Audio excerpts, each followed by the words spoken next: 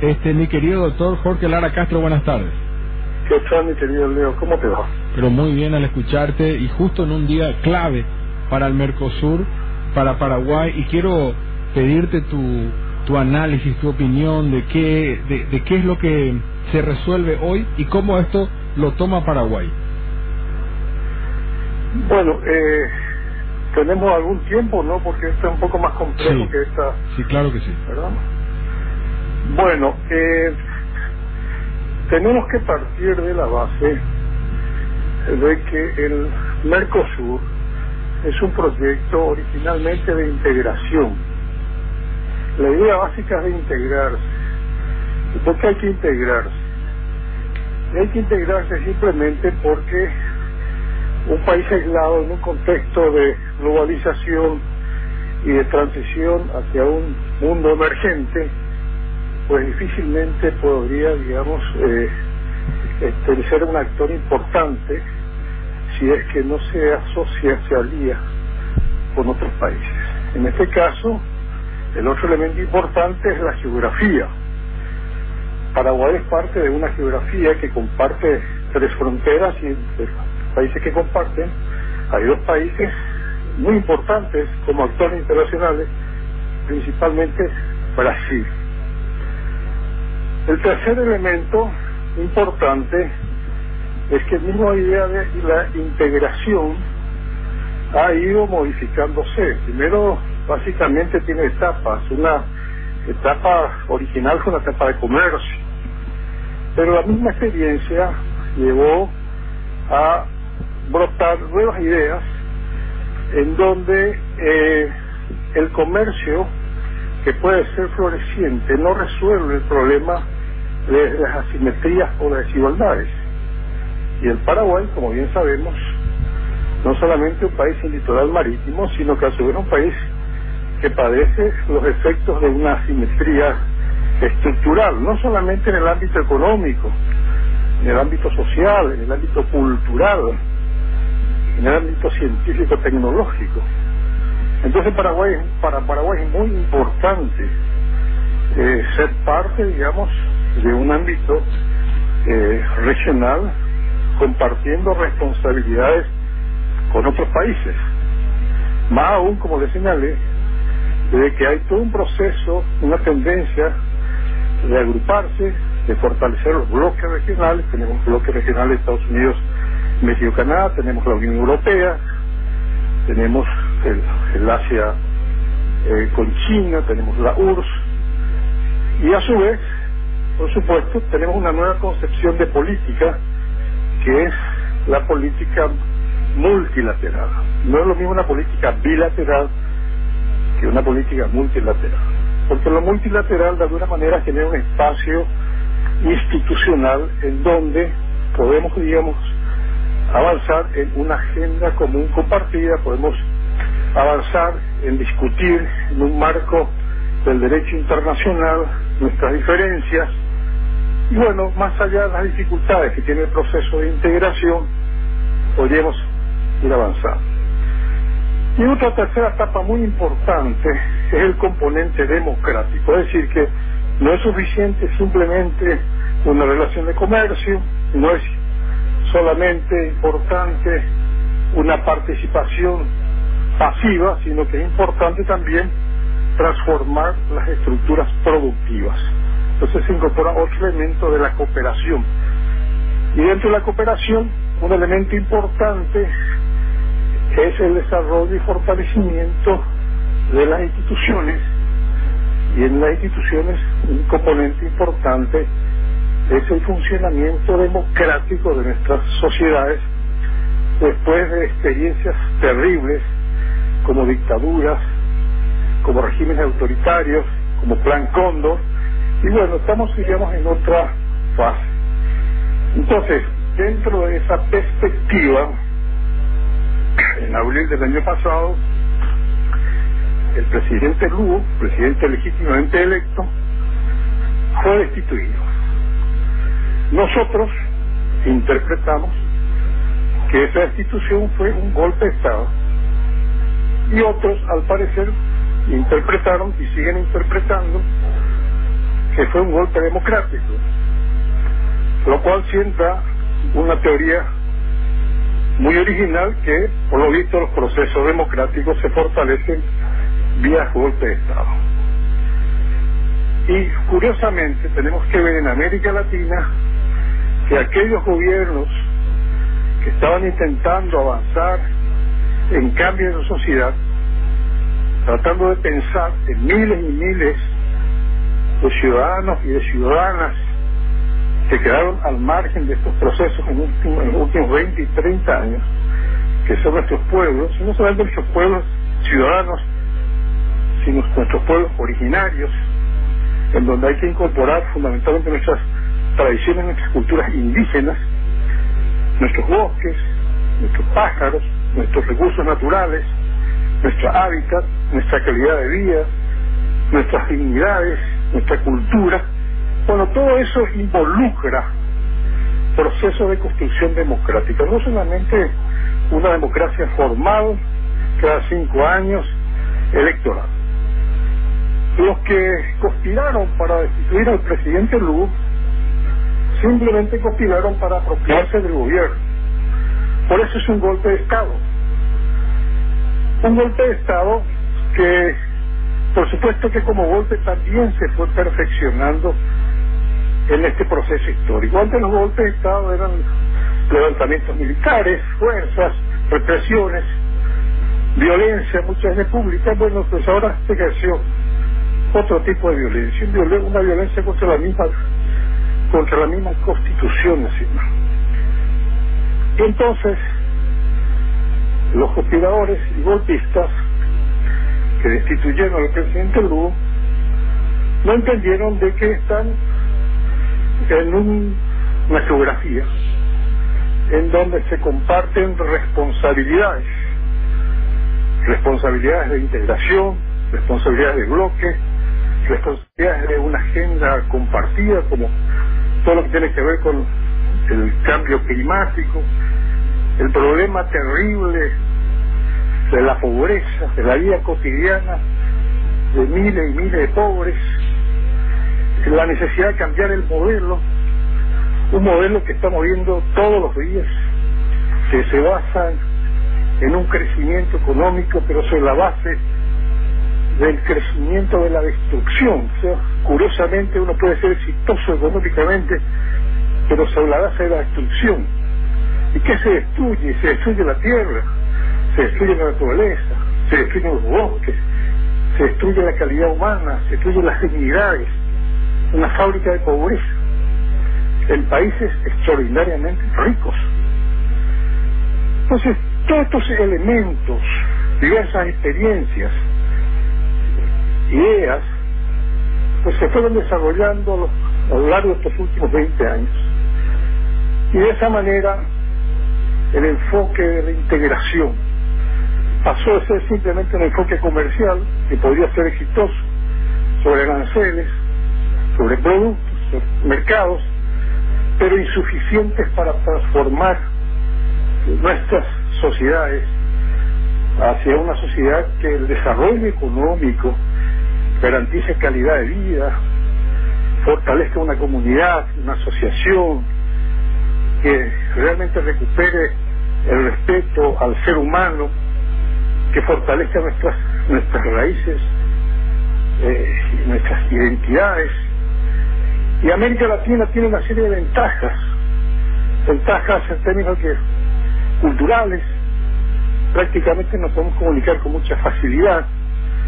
Tenemos unas enormes riquezas en el agua, en la tierra, en la biodiversidad, los recursos energéticos, tenemos petróleos, tenemos energía eléctrica, tenemos calidad humana en nuestras personas, en nuestras sociedades, pero al mismo tiempo formamos parte de una economía periférica, en donde los grandes países monopólicos que en su momento se apropiaron en América Latina nuestros recursos y por lo tanto se enriquecieron a costa de nuestros propios recursos, y no solamente se enriquecieron, sino que siguen construyendo el futuro sobre el monopolio económico, político, social. Entonces, obviamente, el Mercosur hay que pensarlo con un criterio mucho más amplio, ¿no? Hay que mirar el horizonte y no como ahora que se maneja con un criterio simplemente reduccionista, con un criterio totalmente primitivo, egoísta, individualista, de una pequeña clase política que simplemente se limita a ocupar lugares en las esferas gubernamentales. Entonces estamos frente a enormes desafíos a nivel de nación, de nuestra nación, a nivel de nuestra región y a nivel de abordar problemáticas mucho más complejas como que nos afectan a la humanidad. A la humanidad somos otros, como estamos viendo todos los días, el problema del cambio climático, el problema de la pobreza, el problema de la violencia, el problema de la seguridad. Ahora mismo está en el debate el tema que ha denunciado Snowden sobre el espionaje global, y donde se acaban, digamos, todas las posibilidades de nuestra propia seguridad interna, regional, personal. Si depositamos nuestra seguridad regional en las grandes potencias, como se está denunciando en este momento. Entonces tenemos que hacer, digamos, esfuerzos de superar esta mentalidad que está más próxima a una mentalidad de tipo colonial que una mentalidad de cara a los desafíos del siglo XXI. Porque, estimado Leo, podrá ver que esa mentalidad de apropiarse de los recursos en nuestros territorios, apropiarse sobre la base de la lógica de la violencia y transferirlo hacia afuera, fue toda una mentalidad de la época colonial. Y al parecer, a pesar de los avances científicos, tecnológicos, sin embargo es tan fuerte esa mentalidad que la apropiación de los recursos propios que nos pertenecen a todos se apropian, se difieren y se transfieren en modelos totalmente, digamos, con fuerte énfasis en la destrucción de la vida y de la dignidad humana. Entonces, en esta perspectiva, cuando estamos haciendo grandes esfuerzos de construir institucionalidad en la región a través del Mercosur, a través de una agenda compartida de UNASUR, del desarrollo de CELAC, para abordar precisamente esos temas con diversos énfasis, pero con una lógica de recuperar nuestros espacios, nuestros controles sobre los recursos estratégicos, nuestro desarrollo de la sociedad, nuestras fortalezas institucionales para vivir conflictos que son inherentes a la sociedad. Tenemos diversos enfoques, diversas apreciaciones, pero eso se puede resolver dentro de los marcos institucionales. Cuando estamos en todo ese proceso con nuestras dificultades, bueno, pues en ese marco, pues un puñado de personajes se le ocurrió organizar la conspiración contra un presidente que tendrá habrá tenido sus problemas, pero considero que se podría ir avanzando y resolviendo civilizadamente. Pero en nombre de la democracia se generó un golpe de Estado, no una interrupción alegre o promiscua de la institucionalidad, no, un golpe de Estado, en donde un parlamento golpeó la propia Constitución, desnaturalizó la seriedad de un proceso que tendría que haber sido mucho más serio en el mejor de los casos. Y aquí están los resultados. Habrá que evaluar también si después del golpe ha mejorado sustantivamente esta sociedad, si las causas que generaron el golpe han desaparecido o por el contrario se han incrementado. Entonces, de alguna manera, esa preocupación regional, ese compromiso internacional fue lo que en su momento evaluaron los cancilleres que se hicieron presentes. Ningún canciller tomó conocimiento a partir de informaciones de prensa. No, los cancilleres estuvieron presentes aquí, los cancilleres representando a sus presidentes, tomaron contacto con los líderes, con los dirigentes, escucharon, compartieron sus preocupaciones y luego informaron a la comunidad internacional, y por eso se tomó la decisión de suspender al Paraguay del Mercosur y del UNASUR. Es una suspensión con mayúsculas. Se le suspendió al Paraguay hasta tanto se restablecieran los principios de la democracia, que en opinión de la comunidad internacional y específicamente del Mercosur se restableció en las elecciones de abril del 2013. Bueno, dentro de todo este panorama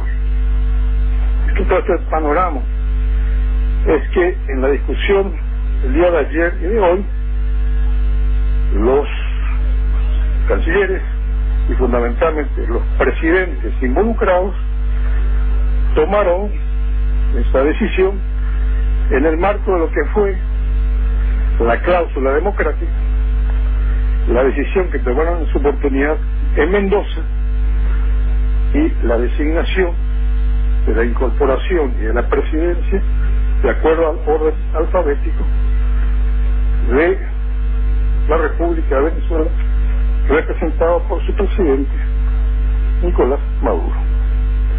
Entonces, esa perspectiva se restableció y bueno, pues quedará entonces en manos de las nuevas autoridades tratar en primer lugar de entender el problema, porque al parecer tampoco se ha entendido hasta el día de hoy, y ubicarse en primer lugar en la geografía del Paraguay, ubicarse en cómo se mueve el mundo, ubicarse en el sentido de cuáles son los desafíos, las prioridades, cuáles son los intereses reales, no solamente del Paraguay. Cuando se habla de soberanía, ¿de qué soberanía estamos hablando? Cuando se habla de Estado de Derecho, ¿de qué Estado de Derecho estamos hablando? Si es cierto que 3% controla el 85% de la propiedad territorial de este país, bueno, a ver, pensemos un poco de qué soberanía estamos hablando. ¿A quién se beneficia aparentemente con un discurso y una retórica? Cuando se habla de una alianza, la triple alianza, imagínense la desnaturalización del proceso histórico. Es tratar de vincular a Pedro II con Dilma Rousseff, o con el señor Flores del Uruguay con Pepe Mujica. Imagínense ustedes, un Mujica que ha dedicado su juventud a pelear por la causa de la defensa de los intereses del Uruguay y de la región. Imagínense el esfuerzo como mujer que ha realizado Dilma Rousseff en su juventud, y el esfuerzo que ha realizado también en su juventud y durante su gobierno Cristina Kirchner y otros presidentes de la región. Imagínense ustedes lo que supone producir un pseudo conocimiento nacionalista, violando los datos de la realidad histórica, porque me parece un poco exagerado que esta nueva generación de presidentes que lucharon en su momento, porque eso hay que rescatar, lucharon en su momento como muchos de nosotros luchamos y nos sacrificamos durante mucho tiempo en la defensa de los derechos humanos de este país. Quiero preguntarle qué hacían los que hoy se llenan la boca de la defensa de la soberanía del Estado de Derecho en su juventud. A ver qué hacían, qué hicieron después como responsables en la gestión gubernamental. A mí me tocó iniciar la responsabilidad de negociar con el Brasil. Y logramos de 120 a 360 millones de dólares. No será mucho, pero sentó, digamos, una base de negociación. A este gobierno también le correspondió la responsabilidad de recuperar unas tierras de Andrés Barbero que estaban ahí sueltas, de 17.000 hectáreas de 40 años. También se recuperó por la vía diplomática con el gobierno de Italia. También nosotros recuperamos el sentido de un enfoque de derechos humanos reconocido en la Conferencia de Ginebra sobre una articulación. También nosotros participamos activamente como actores internacionales en el fortalecimiento del Mercosur, en el desarrollo de Europabol, contribuimos poderosamente a la gestión del UNASUR. Acá se hicieron las reuniones del UNASUR, avanzamos en Cocitlán. Pero todos esos aspectos sustantivos están hoy, digamos, en la discusión y en el debate. Ahora bien, habrá otros que sueñan con la soberanía colonial. Bueno, pues será muy respetable su opinión. Habrá otros que sueñan con transformar este país en una suerte de modelo de estados asociados al estilo puertorriqueño. Pues bueno, pues a lo mejor tendrán razón. Habrá otros que estarán felices de que el territorio de este país esté administrado por la representación de Cargill o de Río Tinto. Bueno, pues a lo mejor será razonable, pero son posiciones diferentes, son enfoques diferentes, son conceptos de soberanía diferentes, son conceptos de Estado diferentes, son conceptos de democracia diferentes. Porque una cosa es la democracia de la inclusión y otra cosa es la democracia de la exclusión. Y la democracia de la exclusión tiene una alta dosis de violencia, porque la gente tiene hambre, tiene necesidades, tiene sed de dignidades. Todos esos aspectos fueron seguramente evaluados cuando los presidentes de la región tomaron la decisión de suspender al gobierno del Paraguay, preservando al pueblo.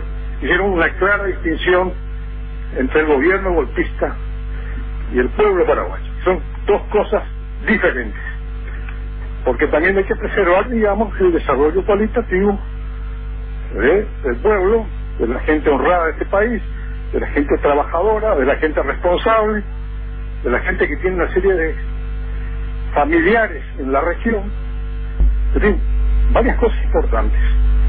Entonces, insisto, me parece muy reduccionista pensar y en términos maniqueos, desnaturalizando, digamos, la historia, asusando un nacionalismo de una manera totalmente poco seria. Seamos serios y tratemos entonces de que este gobierno que se inicie con la legitimidad que le dio el proceso electoral, unas elecciones en la cual la comunidad internacional se hizo presente. ¿Por qué se hizo presente? ¿Por qué viene la Unión Europea a invertir más de $2 billones en la contribución? ¿Por qué les parece que la comunidad europea está interesada en la cooperación? Porque también los grandes países tienen responsabilidades. O sea, hay responsabilidades compartidas. La gente que paga impuestos en otros países, parte de sus impuestos llegan al Paraguay. Entonces este es un país que necesita con urgencia transformarse, democratizar sus estructuras, que va mucho más de lo simplemente electoral. Necesitamos tener condiciones de dignidad y necesitamos asumir nuestras responsabilidades regionales que forman parte del derecho internacional. Aquí en ese debate, cuando se debatía, olvidando un artículo clave, el artículo clave que curiosamente se olvidan para defender una posición aparentemente intervencionista, el artículo 145 de la Constitución Nacional. O sea, cualquiera que lee la Constitución Nacional, ¿verdad?, en su artículo 141 al artículo 145 podrá entender de que los paraguayos ciudadanos, los constituyentes que elaboraban esta carta constitucional, bueno, pensaron que Paraguay era parte del mundo. Y por eso, en el capítulo que hace referencia a las relaciones internacionales, ¿verdad?, señalaron con mucha precisión en el artículo 145 el orden jurídico supranacional, ¿verdad?, orden jurídico supranacional, que el Paraguay respeta y garantiza la vigencia, creo que dice, de los derechos humanos, de la justicia, de la cooperación, etcétera, etcétera. Pero se llega a ese acuerdo internacional precisamente a través del Congreso. Una vez que el Congreso apruebe, ¿verdad?, el compromiso internacional, pues Paraguay queda, digamos, obligado, tiene un compromiso del derecho internacional. Que sería muy simple entonces decir, bueno, ahora resulta que va a regir la Constitución. No, hay todo un procedimiento constitucional. El presidente es jefe de la política exterior y el Congreso es justamente un contrapoder. Entonces, en el caso del Tratado de Asunción, tenemos responsabilidades en el Tratado de Asunción. Hemos firmado y se ha ratificado. En el caso de la cláusula democrática,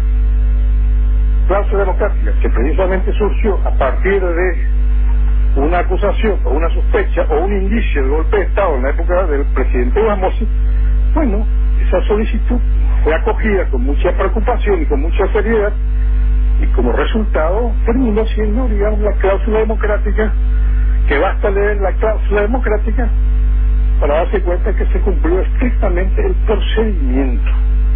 11 cancilleres vinieron a ocultar in situ, transmitieron sus preocupaciones. Bueno, pues no sé por qué razón nadie escuchó nada. Después terminaron diciendo que era una arbitrariedad, un abuso. Nada que ver con eso. Pero primera cuestión, es importante conocer la historia de este país. Segundo aspecto, estudiar un poco de geografía, ver dónde está el Paraguay ubicado, porque evidentemente con el pensamiento mágico no podemos trasladar la geografía.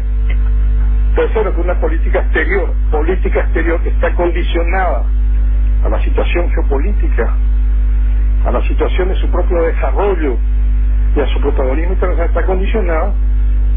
Y bueno, entonces el Paraguay tiene que intentar fortalecer su integración. Si hay un pensamiento alternativo, ¿verdad?, que prefiere, digamos, resignarse y que sean otros los que asuman la seguridad y la defensa de este país, bueno, pues será interesante, será atendible. Vamos a crear espacios de discusión y que eso mismo fortalecerá, digamos, la idea de un Paraguay diferente. Pero le digo, hay experiencias como Puerto Rico que muchos se sientan identificados. Tenemos otra experiencia de recuperación de nuestros espacios de soberanía. Hoy tenemos un concepto de soberanía ampliada. Lamentablemente terminamos, como les he señalado, distorsionando, haciendo pocas contribuciones, digamos, a que los paraguayos y los paraguayos tengan los elementos suficientes y después que cada quien decida lo que tiene que decidir. Pero difícilmente se puede desarrollar un país apostando hoy por el aislamiento. Mirando la historia, difícilmente se puede desarrollar un país apostando a la transnacionalización y al descontrol y a la falta de regularización de las multinacionales, que generalmente terminan, digamos, apostando a la lógica de la ganancia a costa del desarrollo humano de nuestras sociedades. Porque ¿cómo entender entonces que después de 200 años de independencia, en el Paraguay, en donde tuvimos un sistema democrático, en el sentido de que se fue construyendo el Estado Nacional a través del pensamiento del proyecto del doctor Francia y de López, este país cambió? Por eso se considera y se reconoce como país de un desarrollo significativo de la época. Hoy es increíble que hay gente que invoca al doctor Francia, a Carlos Antonio López, al mariscal López, que precisamente transformaron la estructura del poder colonial para afirmar nuestra identidad, nuestra soberanía, nuestra independencia y nuestra autonomía, llevando a cabo políticas de transformación de la estructura. Hoy encontramos que hay gente que invoca a estos próceres de la patria para defender un puñado de latifundistas que concentran la riqueza de este país sobre la base de la exclusión social. ¿Qué tiene que ver el doctor Francia? ¿Qué tiene que ver Carlos Antonio López? ¿Qué tiene que ver mariscal Francisco Solano López? ¿Sí? La defensa de la retórica del discurso actual sobre el Mercosur. Vuelvo a repetir, ¿qué tiene que ver la Triple Alianza con personas de la calidad humana del compromiso de Dilma Rousseff, Pepe Mujica, Cristina Kirchner, Correa y Hugo Chávez? ¿Qué tiene que ver? Gente que hoy trata de recuperar las huellas de la historia, la resistencia, las experiencias, las dignidades, en pro, digamos, de pensar en la vida de nuestros pueblos. No es pueblo de discurso, no, pueblos de sujetos, de hombres, mujeres, niños, adultos, de indígenas. ¿Cómo explicar que Bolivia tiene por primera vez un presidente indígena, cuando que es una sociedad básicamente que comparten diversas organizaciones indígenas? ¿Cómo se explica eso? ¿Cómo explicar eso? ¿Cómo se explica que los países más ricos en minerales, oro, plata, desde México hasta Bolivia, pasando por Perú, Ecuador, tengan hoy tremendos problemas de desigualdad, fundamentalmente raciales? ¿Cómo se explica eso? ¿O eran todos estos haraganes? ¿O los otros eran unos extraordinarios trabajadores? Hay que recordar, ¿verdad?, el famoso debate alrededor de 1500 y algo, a ver si los indios tenían alma o no. Bueno, hay muchos que consideran que aquí los paraguayos en general, claro que son todos pobres y miserables, pero quizás no tienen alma. Entonces hay que tirarle algunos mendrugos de vez en cuando. Entonces hay muchos temas importantes que discutir y hay que ser, digamos, responsables en la discusión, en el debate, en la seriedad con el proyecto del Paraguay de recuperar, digamos, las condiciones que hagan posible el fortalecimiento de las dignidades. Este es un país que hoy todavía puede hablarse de nación o de país porque tiene una base sustantiva de un patrimonio de dignidades, de gente joven, de gente digna, que en condiciones tremendamente difíciles y adversas, teniendo opciones de decidir por un saqueo y bienestar o decidir por un presente y por un futuro, optaron por la dignidad. Entonces, el Mercosur, lo que se plantea hoy, tendrá que considerar algunos elementos y que el nuevo gobierno razone, reflexione y tome la mejor decisión para nuestro país, nuestra región, y asuma la responsabilidad que le corresponde. Por eso se presentaron a las elecciones, para ofrecer una opción alternativa.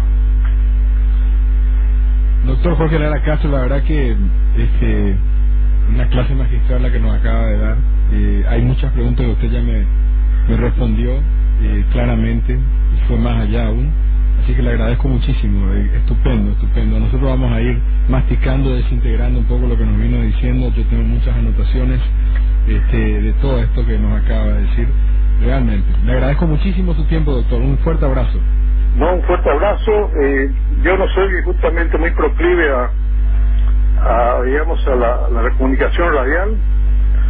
Prefiero, digamos así, las reflexiones en el ámbito de mis espacios universitarios. Pero bueno, he accedido porque te considero una persona seria, una persona responsable, y que en ese sentido creo que me pareció, digamos, razonable aceptar tu generosa invitación para compartir con tus oyentes algunas reflexiones de fondo a la luz de las exigencias del presente y del futuro. Y agradezco realmente lo que sé. Por eso le decía al comenzar que le habíamos buscado y le estamos buscando hace tanto tiempo, y sé que el ámbito universitario es el que más le gusta. Doctor, un fuerte abrazo, gracias. No, por favor. Muchas gracias, doctor Jorge Lara Castro. Qué bárbaro, qué clase.